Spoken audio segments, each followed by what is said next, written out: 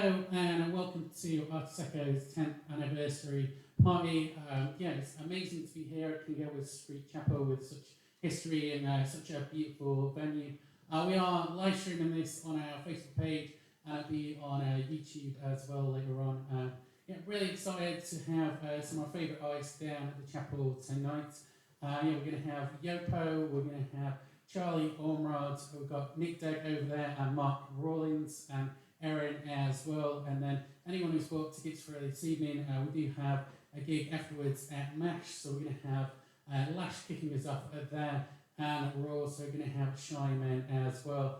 And a treat for you as well, we've got an exhibition of some of our favourites from the Mic Stand artists upstairs at MASH as well. So thanks to everyone who's come down to this event. Doing 10 years of Arteseco's has been a bit mad. We've worked with so many different festivals and bands and recording studios and various different churches actually. Quite a few gigs in Maxfield and different churches. And we've done Barnby Festival, Headlander Festival. We've been down to Leek and done the Blues and Americana Festival there as well. And at Jodrell Bank we've done the Bleed Out Festival. It's brilliant to come here and celebrate tonight. Now, to kick things off, we're going to have some amazing poetry from Rob Steventon.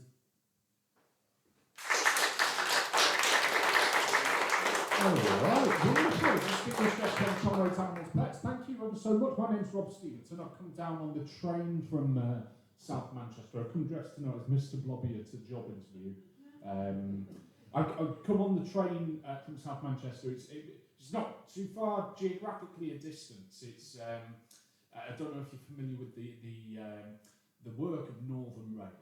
I'm not saying that there are caravans out of war zones that are less stressful, but it was a bit of a stressful journey. But it gets to the staff though. Like I do sympathise with the staff. The poor train manager came on the tannoy, got ever so confused. He did the 3-part slogan for passenger vigilance. Came on the tannoy. Good afternoon. Thank you for travelling with Northern today. If you remember, if you do see any suspicious items of luggage, report it to a member of British Transport Police or train staff. See it, say it, and we'll see what we can do about it. So this piece is about, it's a brand new piece, I think it's only my second time performing it. It's about misanthropy on the train. And looks like this. You bit off more than you could chew, and then went ahead and chewed it. You felt the fault was with the world around you, and not with the way you viewed it. You share nothing with these drones apart from your commutes. You want to hide away and hibernate with world on mute, and think a lighter weight won't come from conversation, just dispute. So what's the point in even trying? It's a dumb pursuit. With gaze affixed to floor, like a haze betwixt with your sense of resolve, try to absolve yourself from working day's regressions. Your eyes avoiding those of whom you know as you head home on the train, totally bereft of effervescence. Sat next to you is speakerphone chat girl, whose private life unfurls. She's so close you can taste her breath's putrescence. Seat as a footrest man's entitlement irks you, but so does snotty tone from the conductor who looks barely adolescent. Security guard's head of Ralmote red vents orders, businessman we've swift, avoiding all as though he's allergic to peasants. A drink to cool my nerves, you think, catching yourself in misanthropy, hating everyone with incandescence. Sensing tension's grip, constrict your strong ABV sips and 20 Benson whiffs, you shift to acquiescence.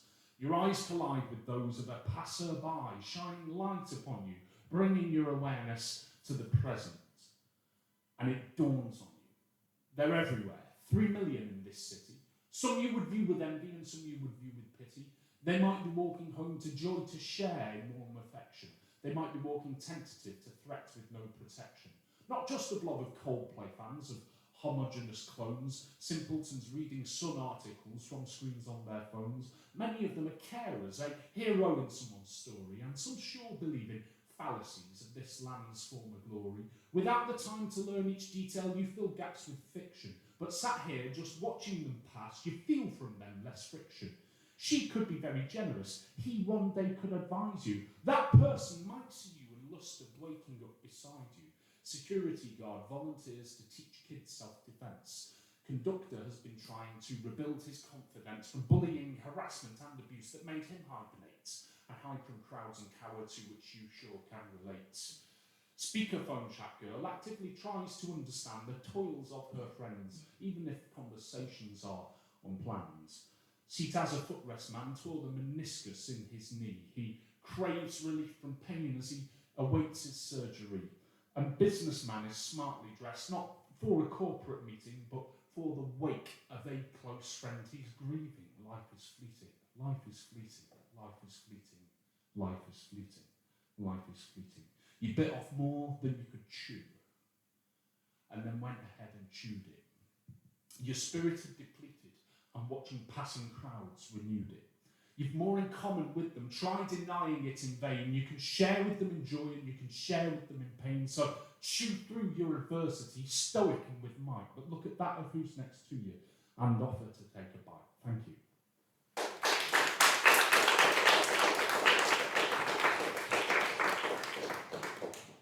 I'll do another brand new piece. I've been working on some stuff. So I took a bit of a step back from doing performance poetry gigs about a year ago, because I started a part-time master's degree in psychotherapy. I'm training as a psychotherapist.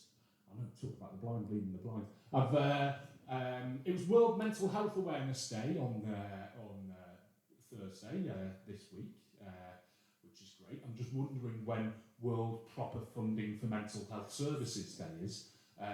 So I'm training in the field of psychotherapy, but realising that and coming to the understanding that actually looking after my own mental well-being is an important part of that picture is quite a big learning experience. I've been doing what I can with self-care. Does anyone do self-care? Does everyone go to the gym? All right, I've been going to one of these very like modern city centre gyms. They've done away with anything old or archaic, like staff. They've got this nifty new system where you've got to remember 20-digit code to tap into a pin pad when you get to the front door. And then there's this great glass tube that goes up from floor to ceiling. You type your code in, one door opens on the tube and you stand in, and then another door allegedly opens when you've got. And now I don't suffer with claustrophobia. Or I didn't, at least, until I started going to this bloody gym. I've just built up a bit of a complex about it, is what I'm saying. I've got this terrible feeling of step into this little tube and just get sucked off. Not sucked off, sucked up into the air like Augustus Gloop and end up in Kazakhstan. So, and I don't understand any of the terminology in the gym as well. I was on this machine the other day. I don't know if anyone's been on this one.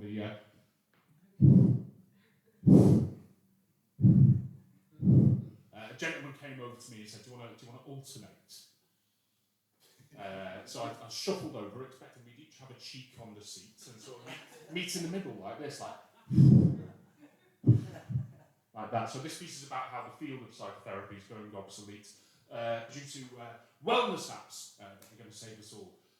It's brand new and I'll try my best to remember it, so let's see how it goes. Send your therapist a TikTok.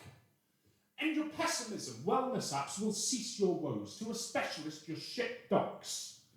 Offloading prejudices, dissonances, all the past week's blows. Don't like your TikTok therapist? Rate 1 star to drop his stocks. The app can make a measurement. The algorithm knows. Allow the app to learn and pick locks. No need for vulnerability and no need to expose. An influencer asserts in an ad it scans your brain. She talks of kicking brain fog and anxiety down in the teeth. Don't be so cynically ambivalent to such a claim. Allow the app to do its thing and find what's really underneath. You blame your employer for your worries and your qualms, but they've got an EAP, a free coffee and dress down Fridays. They even got you a discount on mindfulness app Calm. So after all they've done, haven't you asked, should I be changing my ways? Honestly, since we last spoke, the app has been upgraded. Listlessly, you waste your time on forging new connections. You complain of feeling miserable, exhausted, lonely, jaded, but you've not even yet tried this app that cures your imperfections. You don't even have to talk. You can just send a fitting meme. Perhaps the dog who says he's fine while sitting in a burning house. There's also this core strength app that helps you to blow off steam. There's an encrypted kinky pics app that hides itself from your spouse. So send your therapist a TikTok. End your pessimism. Wellness apps will cease your woes. To a specialist, your ship docks. Offloading prejudices, dissonances, all the past week's flows. Don't like your TikTok therapist. Rate 1 star to drop his stocks. The app can make a measurement the algorithm knows. Allow the app to learn and pick locks. No need for vulnerability and no need to expose. Thank you, thank you. I'm just going to do a couple more for you, fine friends. Thank you ever so much for having me. You know where I was born? The fine town of Macclesfield, and it's quite a joy to be back. I've never lived in Macclesfield, but I did, I suppose, for a few hours before I was taken home. I live in South Manchester now. But Macclesfield, like the town that I spent most of my life growing up in Congleton, which is not far from here, has had a big change as of July. They, for the first time, don't have a Conservative MP. Might have come with some sense of trepidation to some people, but it's a new era. The grown-ups are back in the room. I don't know if anyone heard the phrase go around the run-up to the election, the grown-ups are back in the room. This piece is about that phrase, I guess. It goes like this. The grown-ups are back in the room. They are. The grown-ups are back in the room. Join Rory and Alistair. Join Ed and George. In a grown-up future, they're working the forge. The grown-ups are back in the room. They are. The grown-ups are back in the room.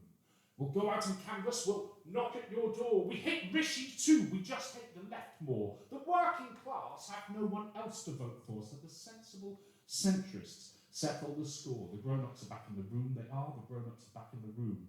Folks like me and Mandelson keep our nose clean. Please don't mention his friendship with Jeffrey Epstein. The birthday cake he bought him was just routine.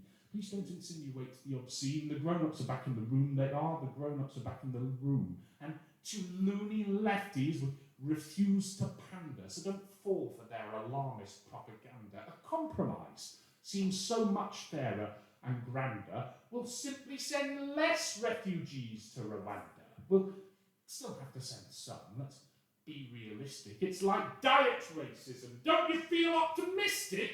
The grown-ups are back in the room. They are. The grown-ups are back in the room. We'll cheer on Keir Starmer like sycophants as a pebble-dash semi protrudes from his pants. His fiscal rules arouse, turn on and enchant. If hope is in your hearts, then get a transplant. An end to austerity, grow up.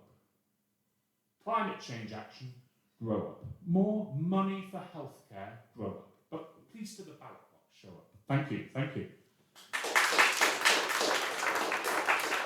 A massive, massive thank you to Mark for putting this wonderful event on and for running Artistic Echoes for 10 years. I remember very, very distinctly 6 years ago, just under the shadow of the Lovell Telescope at Jodrell Bank, them coming and doing an interview with us. It was absolutely wonderful. So it's really, really, really lovely to see Mike and to see Artistic Echoes going in full swing. I'm going to leave you with this piece about my marvellous mum, who was supposed to come down tonight.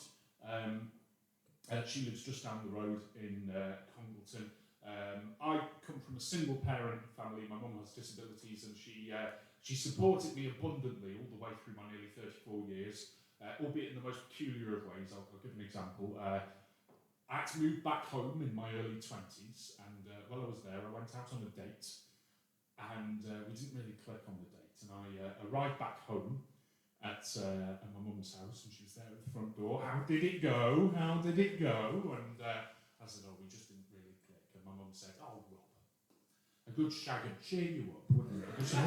So this piece is about my marvellous mum. It's called Man of the House. Man of the House. Man of the house now. Houseman. Houseman. That's what they told her infant son. Before you've learned to walk, you must get on your feet and run. You're only 4 years clear of learning to wipe your own bum, but it appears you're the right gender, and every house must have one, like a drawer stuffed with plastic bags. A man of the house screws lids off jars with his Y chromosome. Every house needs a man, you see, manliness you should hone. Now, pull your socks up, son. Moss can't grow on a rolling stone, as if a 7-year-old's strength could be a pillar to her home. You might think, man of the house, well, this can make the best of me. Well, hold your horses, son. This house is in negative equity. Now, get on manning up, young boy. You're hardly houseman pedigree. Your mum's sick in the head, you see, but I hope it's not hereditary. She's not in great nick, they told him. Step up, they implored. She's had to spend some time inside a psychiatric ward. Her words illuminated by gaslights to the two she adored, despite her devotion persisting since they cut umbilical cords. She'd retired from teaching early but never ceased to be a teacher. She reached all learning outcomes despite veering from procedure. Things tidying up but defying odds, brought 2 kids through the ether. The thankless tasks those 2 kids brought, no grim task was beneath her. Changing the oil in a car, refelting a leaky roof, safely chopping down a tree, she taught him in his youth. She'd watch on with discernment as he got too big for his boots, and when necessary she'd knock him down a peg or two, like when at 14 she drove around to pick him up off his paper round after he passed out and projectile vomited down a cul-de-sac following an evening of underage drinking. She said nothing, leaving it to him to suspect that he was reaping what he'd sowed. Or when at 24 he arrived home and boastfully showed a picture of his new girlfriend on his phone and she said, "Gosh, Rob, has she got a guide dog?"